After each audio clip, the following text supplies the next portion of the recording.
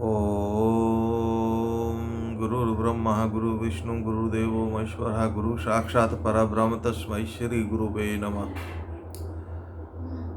मैं डॉक्टर दिलीप कुमार आज गुरु पूर्णिमा पे आप लोगों के समक्ष उपस्थित हुआ हूँ। मेरी तरफ से आप सभी भाई बहनों को और सभी देशवासियों को नमस्कार। जैसा कि हम सभी जानते हैं कि कल गुरु पूर्णिमा है और गुरु पूर्णिमा के दिन हर इंसान के अंदर एक नई उमंग और एक नए जोश और एक नई कामना के साथ में उसके विचार जागृत होते हैं और वो कुछ सोचता है कि आज मुझे मेरे गुरु से कुछ प्राप्त हो जाए। कुछ प्राप्त होने के विषय में कुछ लोग सोचते हैं, कुछ ज्ञान प्राप्त हो, कुछ लोग सोचते हैं कुछ मंत्रों की प्राप्ति हो, कुछ लोग सोचते हैं हमें कुछ ऐसा हुनर मिल जाए जो किसी के पास ना हो और उससे हम अपना जीवन यापन सही ढंग से कर सकें और आगे बढ़ सकें। तो उसी संबंध में मैं आपसे कुछ कहना चाहता हूँ कि आध्यात्मिक गुरु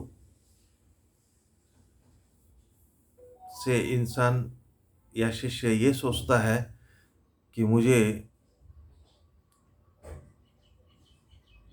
साधना की प्राप्ति हो, मंत्रों की प्राप्ति हो और जो गृहस्थ व्यक्ति होता है या जो साधना के क्षेत्र में नहीं होता, जो अध्यात्म के क्षेत्र में नहीं होता है, वो अपने गुरु से कुछ ऐसा पाने की कोशिश करता है जिससे उसका जीवन यापन सही ढंग से चल सके। तो मैं सिर्फ इतना ही कहना चाहूँगा कि आज मैं सिर्फ आप लोगों के सामने बहुत ज़्यादा नहीं ना बोलकर थोड़ा ही बोलूँगा और थोड़ा ही मैं बताऊँगा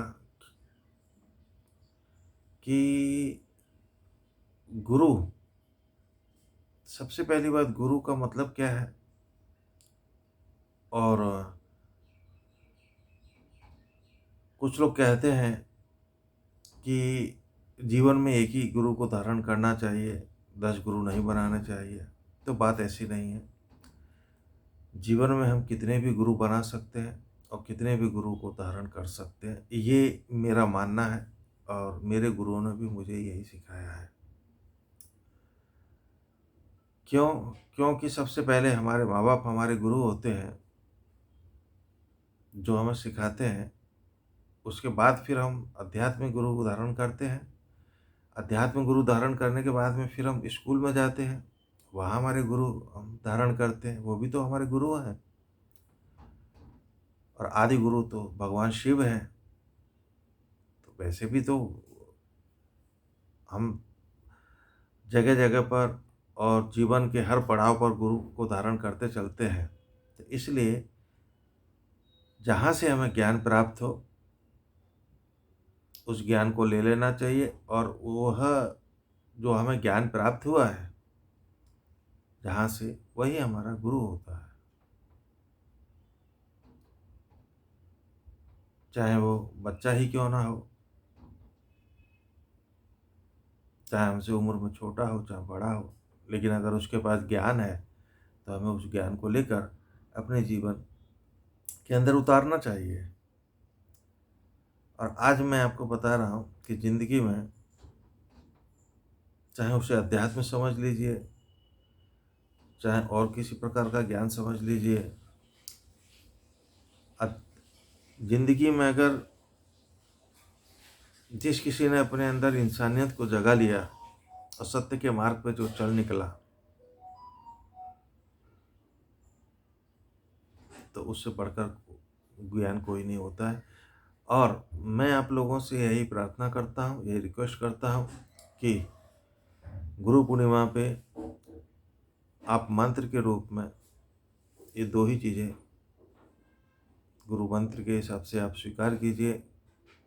एक पहला इंसानियत को जागृत कीजिए मन में, और दूसरा सत्य के मार्ग पर चलिए। क्यों? क्योंकि जो इंसान सत्य के मार्ग पर चलता है उसे ज़िंदगी में कभी भी परेशानी नहीं आ सकती। समाज से, कानून से कभी उसे परेशानी नहीं आएगी। और जिसके अंदर इंसानियत है उसके ऊपर भगवान का सदैव हाथ रहेगा, भगवान की कृपा सदैव रहेगी। इसलिए ये दो चीज़ें आप ध्यान कर लीजिए। इनसे बड़ा ना कोई मंत्र है और ना ही कोई ज्ञान है। सबसे पहले इंसानियत, उसके बाद में सत्मार्ग, सत्य के मार्ग पर चलना। क्योंकि हमारे भगवान, हमारे देवी देवता भी हमें यही ज्ञान देते हैं कि बच्चों अच्छा काम करो, सही मार्ग पर चलो और इंसानियत को मत भूलो। क्योंकि जिसके पास इंसानियत है उससे भगवान प्रसन्न रहते हैं। और भक्ति मार्ग भी, उसमें तो कोई स्पेशल मंत्र नहीं है, लेकिन भक्ति मार्ग से भी बहुत से लोगों ने भगवान को प्राप्त किया है, गुरु को प्राप्त किया है, समाज में प्रतिष्ठा प्राप्त की है। तो मैं तो यही कहता हूँ कि मेरे हिसाब से हम सभी लोगों को अपने अंदर इंसानियत को जगाकर सत्य का मार्ग अपनाना चाहिए। और आज के लिए बस इतना ही। बस मेरी तरफ से आप सभी भाई बहनों को, सभी देशवासियों को गुरु पूर्णिमा की शुभकामनाएं, बधाई। और सभी गुरुजनों को प्रणाम, सभी बड़ों को प्रणाम। और आज के लिए इतना ही। जय गुरुदेव, जय हिंद।